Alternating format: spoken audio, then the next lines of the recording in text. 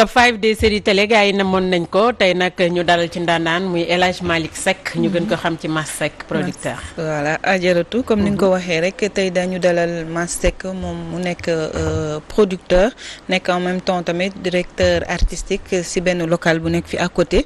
dañ koy daal di bàyyi rek mu nuyoo ak téléspectateur Walf. waaw donc maa ngi nuyu ñëpp di may seetaan ci Walf. bon ñëwaat fii suñu télé la suñu journal la suñu rajo la suñu lépp la quoi. d'accord Mass ñu ngi lay jaajëfal bu baax a baax Mass nag yow ku la xam la ci production nga dooree 2011 nga ubbi sa local maison de production bu ñu dippee Level Studio naka la dikkee. donc Level Studio bon maa ngi ko tijji en fait en 2012. donc 2011 après nañ si ñëw lu tax 2011. d'accord donc maa ngi dugg ci audiovisuel. fi ma nekkee xale Diourbel laa jàngee ba am bac ñëw. Dakar. donc commencé def ay dessin commencé def aussi publicité. bi ma nekkee étudiant. ay ñoom Adama Ndiaye ay ñëpp. donc dugg télévision en 2003. bi télévision di démarré. loolu aussi bon dina xaw a gudd mais après 2003. bon ma nekk directeur artistique bu kii 2S. ba 2011. laa ko jógee dem nekk directeur artistique bu TFM. ak seen directeur de production. d'accord après donc en 2012 bon avant dama doon liggéey publicité ay Orange ay caractères xam nga ay kii yooyu quoi. donc d'accord ok. donc après nag si la créé loo xam ne c'est officiel. cadre boo xam ne c'est officiel.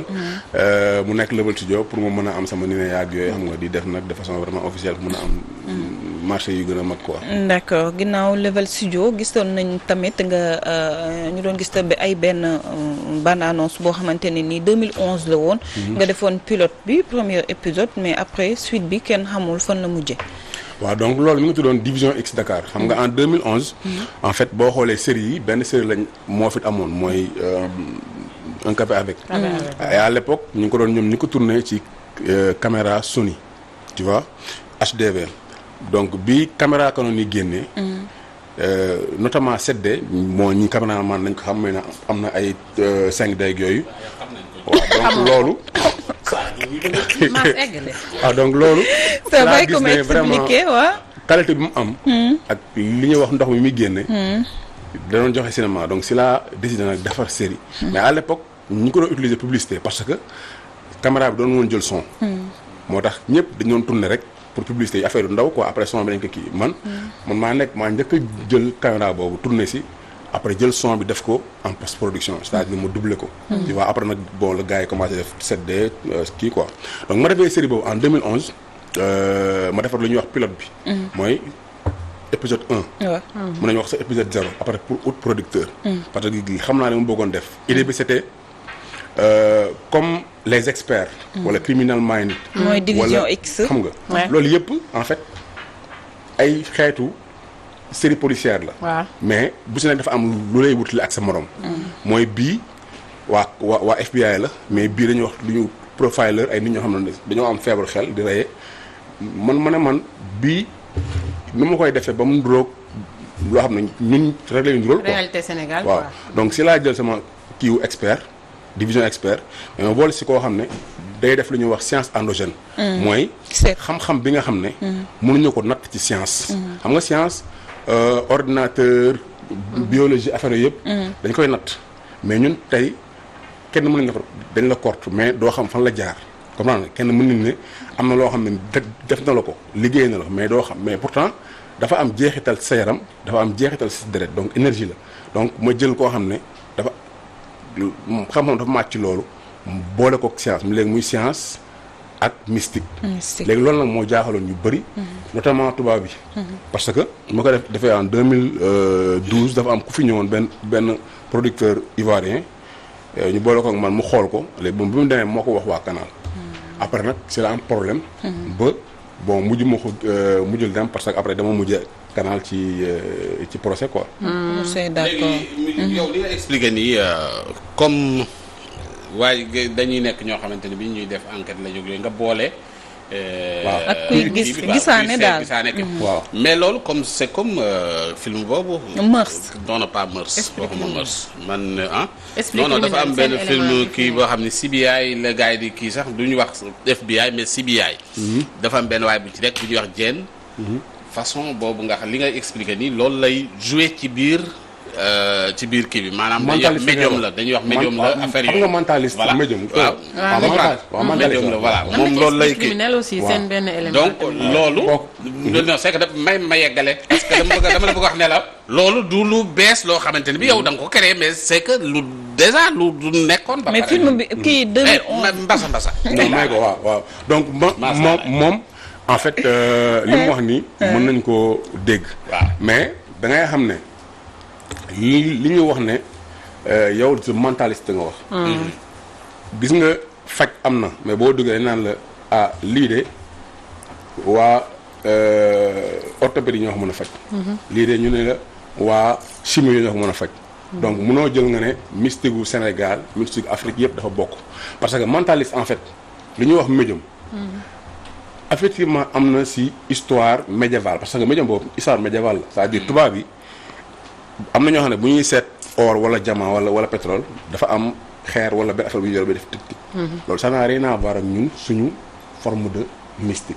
suñu forme de mystique en fait yow li ngay tax ne xel la rek mais dafa am loo xam ne xam-xam la bu fi nekk mooy comme ki may seetaan des fois mu nekk muy def affaire médecine mais médecine traditionnelle tamit wax wolof. xam nga si yu bëri. Cheikh Ba non pas Cheikh Ba. sëñ Medoune Seye. waaw xaw ma mais moo beneen ku jigéen ñooy defandoo kii bi. waaw li muy wax lépp xam li muy wax lépp kooku.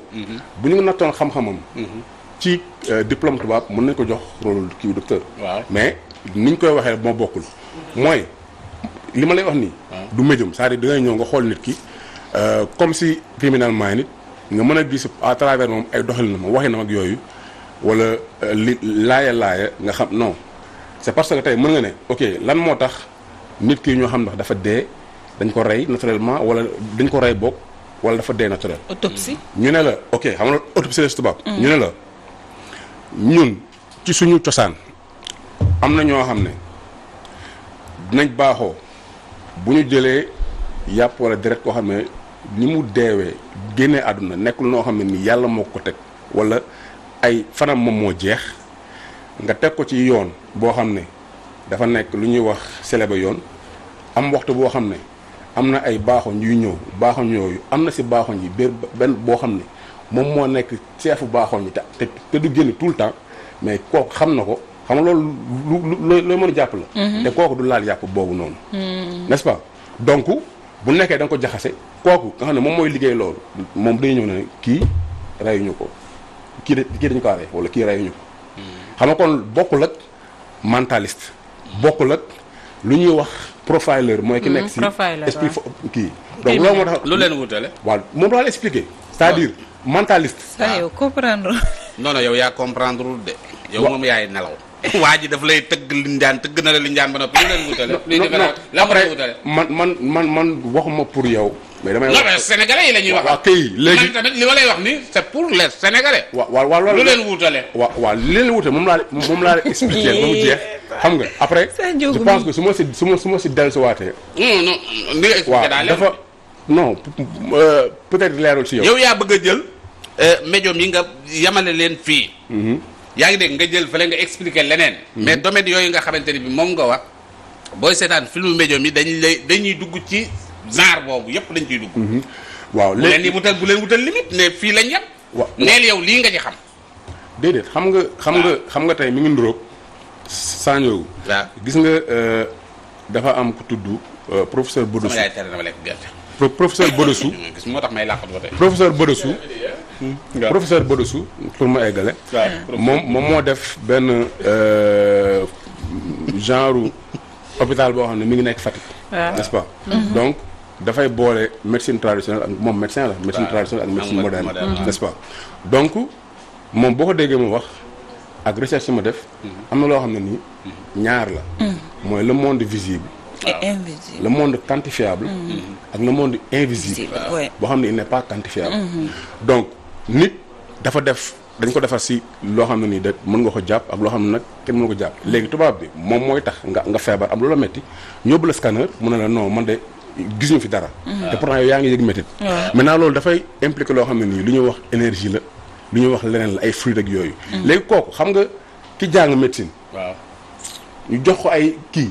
xam nga mu bokkul ak ki nga xam ne moom am na xam-xamu loolu. ba pare mën ko quantifier nag ci loo mën téye mooy loo xam ne ñu ne la ki nga xam ne dafa. xam nga Bass man ak yow xam nga fan la ñu amee problème est-ce que xam fan la ñu amee problème. fi ñu amee problème man ki nga xam ne daf ko jàng waxuma kooku. mais keneen ki am beneen gis-gis ci monde boobu laa wax. beneen monde invisible boobu. ñaar ñooñu lañ nekk man.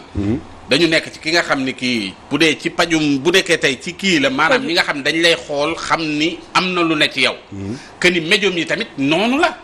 c'est que ñoo bokk même monde bu ñu nekk. laa lay wax c'est que man foofu laay waxee. waaw li leen wutale xam nga li leen wutale mooy lan. lan moo leen wutale. waaw li leen wutale mooy xam nga médium bi day xool. waaw xam nga doo am explication lu ñuy wax rationnel xam nga lu rationnel mooy. explication boobu mën a jàpp. xam nga ak ki nga xam ne moom li muy def. da lay jox explication bi. mais explication bi moom mooy loo xam ne nii doo ko jàng école. foofu la ñuy wutee mooy mooy dama lay xoolal kii de yow da nga am jëkkër suba.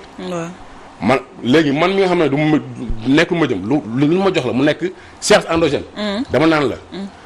sa bët sa lii ak sa lële. yaa ngi nelaw waaw xam nga ko yaa est-ce que da nga suivre film médium mais bàyyi ñu àggale. yooyu yëpp mi ngi ko doon expliquer léegi. d'accord kii Mass gis nañ la tamit da nga concentré wu trop si pour les petits parce que gis nañ la yaa ngi defoon kii boobu ñay lañ ko tuddee te mu doon nekk si làmb ji ak car rapide. Dakar rapide waaw Dakar rapide waaw moo def. non ñay neex na. ñay damay réebe. non Bass ñay neex na ñay moom c'est extraordinaire waaw. mu bëgg tamit pourquoi yow ngay concentré wu trop ci xale yi parce que gis nañ depuis 2011 yaa ngi ak sa maison de production bi am na yeneen maison de production yu fi juddu. fi mu toll nii ñu ngi leen dégg fu sori est-ce que du li nga concentré ci xale yi kese moom moo waral ba léegi nii mënuloo sori. waaw dañ ko war a développer waaw léegi dama bëgg a daaneel ci. waaw daaneel waaw. canal parce que bon. boo dama jël temps expliquer kii bi mooy dama leen yóbbu procès parce que bi ñu ñëwee tubaab bi. canal waaw léegi ñoom bi ñu ñëwee. jël ma avocat. bi ñu ñëwee. Mass dina la distraire. dina la génne dina bàyyi ko rek maa ngi téye vidéo bi mooy bi ñu la piégé daan la xorom nga làq loo chinois. maa koy gën a YouTube. wax na dëgg yow wax na dëgg. Mass send ma ko après. fii ngay toog ay indi cuy. Mass da lay distraire de bàyyi ko rek léegi en fait. ñoom bi ñu ñëwee 2013 ñu gis ko affaire bi intéressé leen. ñu ne ñoom dañu ko bëgg a produire. léegi ma jox leen pilote bi yi ma tourné woon jox leen scénario bi jox leen li ñuy wax bible bi mooy chaque personnage nu mu war a nekkee. jox leen li ñuy wax archive bi mooy chaque épisode 13 épisode la woon lan moo si am. léegi ñuy échanger ay mail yoo xam ne am naa mail yëpp ba 2015 après keneen ku jigéen ñëw ne moom mooy remplacer ki fi nekkoon.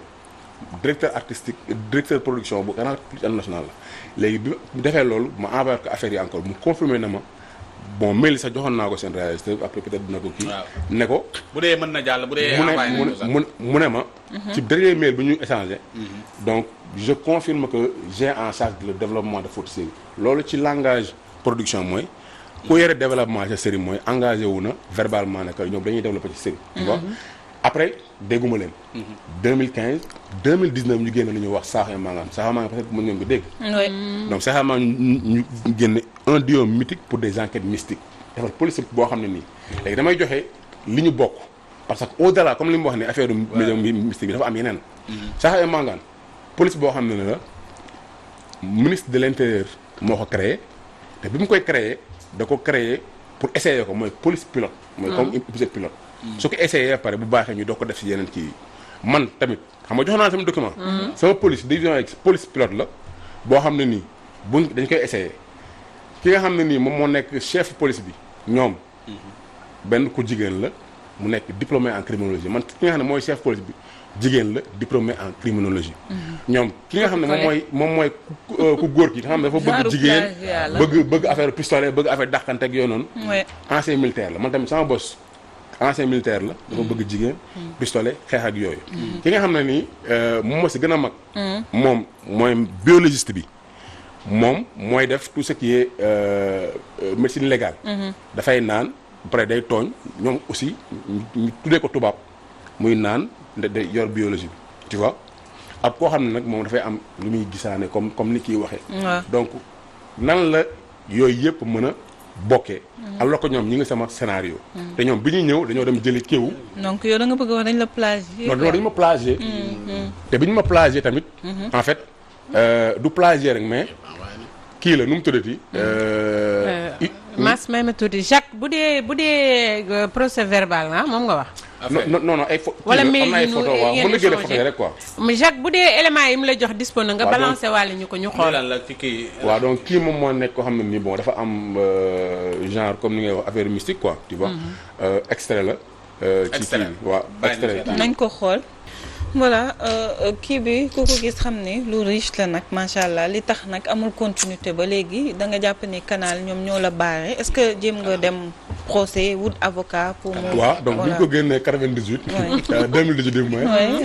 bon si laa def benn kii wane en fait document li mooy mail bi. mail baa ngi nii. bon peut-être c'est pas trop kii mais. lisible waaw assez lisible. donc li nga xam ne. ñoom def nañ ko en 2018. après dama leen yóbbu tribunal donc depuis 2019 ñi ngi procès. yéen a kay ak canal. waaw canal donc 2000 normalement dañu war a génn lu ñuy wax délibéré bi. maintenant dafa am loo xam ne nii comme mooy li saa waay di toog fi doon wax. waaw bañ naan lóobeeg yooyu noonu. waaw xam nga dañu nekk dëkk boo xam ne. en fait nit ñi dañoo amee intérêt. man xeex bi maa ngi koy mën depuis 2018. mais dafa bëri ñoo xam ne ñu ngi fi am nañ ay producteurs lañ wala ay techniciens dañuy mës a liggéey ak canal wala ñu jaay canal dara. duñu wax dara am aussi ay médias yoo xam ne peut-être liggéey nañ ak canal man la moo tax ma am fit woote parce que en général du ma woo nit pour ñu invité ma mais Walf damaa woote pour ñu invité ma. comprendre nga parce que ñëw naa fi ay plusieurs reprises. génn nañ benn communiqué boo xam ne attaque ma ko def. ne di ma jox raison. di wax la moo tax parce que ñoom dañu mu recevoir mais Walf Quotidien ñoo ko génne. ak Walf Net. Mame Birame Wathie tu vois yeneen médias yëpp on les a envoyé mais génnewuñ ko. bi ñuy def tamit ñoom seen kii nu mu tuddati conférence de presse parce que waa Canal lañ fi ñëw def lancement bu rëy parce que ñu ngi dépassé plus de 1 milliard ci ñoom série boobu noonu. ñu présenté ko comme première série def vraiment un truc boo xam ne dafa mais ba doon naa ay télévision yu sam beneen tamit mooy ñun tubaab bi dañoo am doole fii suñu dëkk mooy Canal ak Lagardère te ñoom ñaar ñoo ko seex Lagardère moom Kio production. Canal dafa jox Lagardère ay OIF ñëpp dañoo bokk ci production. donc tey si ñoom day nekk loo xam ne lu leen di jam ñu ne dañoo sàcc benn sénégalais. loolu daloon na ak benn canadien. mais benn ay série yu tudd bref ñu nangu ko fay ko mais ñoom dañuy bañ benn sénégalais wala benn africain. am dëgg ci ñoom. ñu jox ko lim moom dañ naan yeneen africains yi dañu am même mentalité moo tax par exemple ay péage wala dara bu amee dara lu mu ndaw tubaab du bëgg ñun africains yi ñu am si dëgg si moom parce que daanaka kon loolu day jox fit ñeneen ñi tu vois loolu nag man benn principe la mooy lu may xeex la. ah ouais tey série bi ñoom dañ ko jaay Netflix. ñu ngi ci jaay ko all for xam nga donc loolu te loolu ay milliards la. donc loolu nag moo tax ma ne bon par principe. c'est un combat que j'ai mené jusqu'au bout. danañ ci jàpp parce que xeex bi sunu xeex la. xeex bi man maa ngi ci. parce que mais canal dañ koy fay fii ci réew yeneen médias yi mais yeneen médias yi lu tax nangul ubbi seen bunt lan moo. bon yeneen médias yi je peux dire 2S dem naa fa dem naa fa ay interview tu vois. waaw faa démissionné woon moo tax. waaw mais loolu sax c'est. waaw ba léegi maa ngi dañ la waroon jàppale. non 2S jàppale nañu ma parce que dem naa fa ay kii. peut-être que ñoom amuñu média buy def affaire de journal moo tax peut-être communiqué bi génnewuñ ko. tu vois mais yeneen médias yi bon ITV je pense dem naa fa. mais yu si bëri en fait dafa am lu leen téye loo xam. maintenant nag man si média laay liggéeyee. waaw TFM laay liggéeyee. pare mu nekk fa cadre laa fa. parce que ku xam télévision. xam nga peut-être ñenn ñi titres yi mën na leen bañ a rëcc mais ku ne la mooy directeur artistique et de production. de production. ça veut dire que n'importe qui dans ce média. je pense que tey boo jëlee Walf. tey bu fa benn technicien wala benn réalisateur amoon benn trophée au niveau international. je pense que dinañ ko def journal. ok donc man maa def série Doomi Gaynde. Doomi Gaynde ñu ngi daal 2S, ça veut dire que j'ai pas de problème ak waa 2S. Et je pense que j'ai pas de problème aussi ak waa TFM parce que avant ma koy yóbbu 2S ñoom laa ko njëkk a jox service programme jox leen épisode yi jox leen lépp mais ils n'ont pas réagi. Festival bi tudd Vue d'Afrique, c'est le plus grand festival panafricain xam nga de la diaspora, c'est-à-dire du Afrique rek mais ñëpp ku nekk nit ku ñuul ci monde bi. C'est la première fois. non ma am prix mooy meilleur série produit public. non loolu rëy la. amaat aussi 2 prix mooy Teranga Movie Awards bi am Sénégal. ñu jël meilleure série produit public mooy public bi ñoom ñooy voté ne Doomu Gaynde mooy meilleure série. beneen bi mooy ma jël ay xale yoo xam ne mosuñu joué ci série. ñoom ñoo joué Doomu Gaynde ñoom les 3 ils ont gagné meilleur acteur. tu vois. te bi ma nekkee mun naa TFM ba léegi. su ma la waxee nombre de prix yi ma gagné. mooy Dakar Rapide.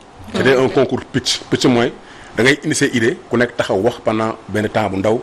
ñoom ñu xool idée bi gën a pertinent. loolu gagné naa ko Côte d'Ivoire. te ma ko loolu laay wax c'est-à-dire foofu laay ñëw c'est-à-dire ma ko gagné Côte d'Ivoire. plusieurs pays africains la woon man ma gagné ko. xam nga gagné ko Sénégal 2 fois. tu vois am ay prix en 2018 dem naa New York jël best African movie vidéo. ci sama son Woddu. TFM musuñu def comment dirais-je benn élément ci man. L'Obs musuñu def benn article ci man. L'Observateur musuñu def benn article ci man. Maintenant après. L'explication. c'est aux gens de le dire.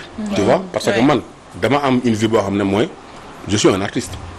tu vois ba ma fay dem am na loo xam ne nii peut-être ñi koy seq ñoo koy xam. am na lu ma kii woon rek ñoom. maintenant nag li nga xam ne man maa ko moom. loolu kenn du ko jël ci man. nga nekk TFM nga nekk lu mu mën di doon. su ma waree ne man Walf de chaque fois ak lu mu mën di kii mooy donc bu ñu ñëwee laajee TFM je dis TFM. je dis la réalité. telle qu'elle est. évidemment comprendre nga maintenant après qu'est-ce qui s'est passé nag maintenant après c'est à eux de dire comment est-ce que par exemple ay d'autres personnes yoo xam ne ku si def man le nombre de trophées que j'ai. amul benn technicien bu ko am TFM.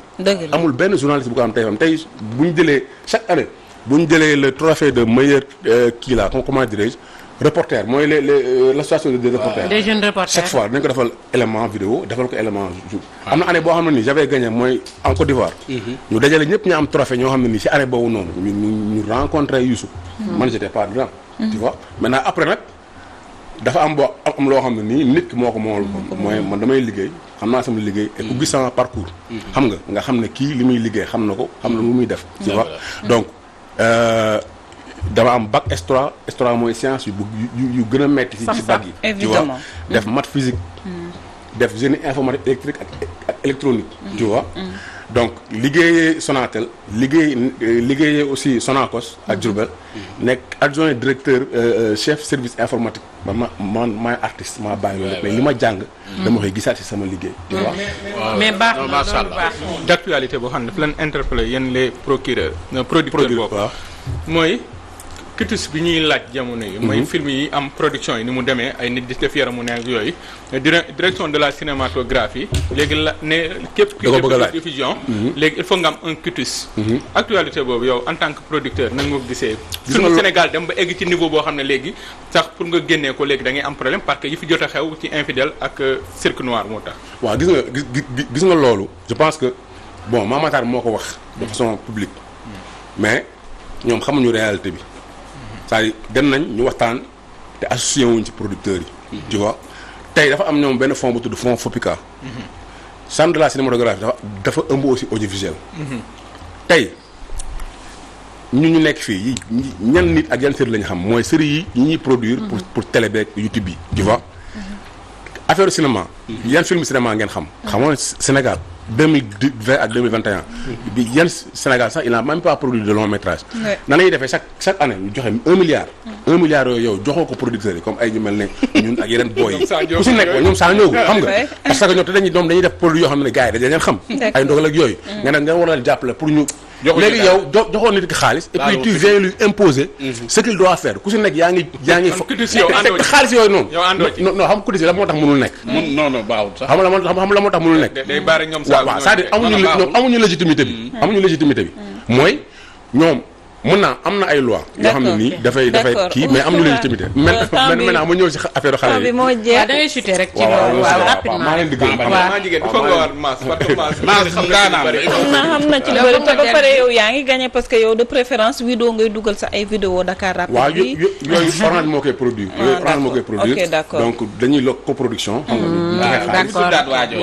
partenaire am la voilà ñu bàyyi la nga tàggatoo bëggoon naa nag nga wax si pour les petits mais comme que temps bi daf ñu xoj may ko mu tàggatoo waaw donc pour les petits moom ñun suñu objectif la xam nga donc am na lu ñuy wax wayu xale yi dina ñëw inchallah d'accord ñuy naxee xale yi donc maa ngi nuyu ñëpp xam nga inchallah il faut nga continuer ko ñay xanaa d'accord ayca ñu ngi koy jaajëfal même doomi gaynde maa ngi dégg ñu lay laaj ndax deuxième saison day am yooyu yëpp yaa ngi ci inchallah kon ajaratu ñu noonu en tout cas ñu ngi lay ñaanal bu baax a baax mbir yi yokk te jëm ca kanam ajaratu li moo nekkoon tey top 5 bu ñu namoon lool top 5 des séries télé moom riche na macha allah El Hadj Malick Seck borom turu sell wi ñu gën ko xam ci Mass man nag bëggoon naa xam li tax mu bàyyi rab bi doy na waar daal Mass mi li ñu ko war a laaj yëpp dafa bari de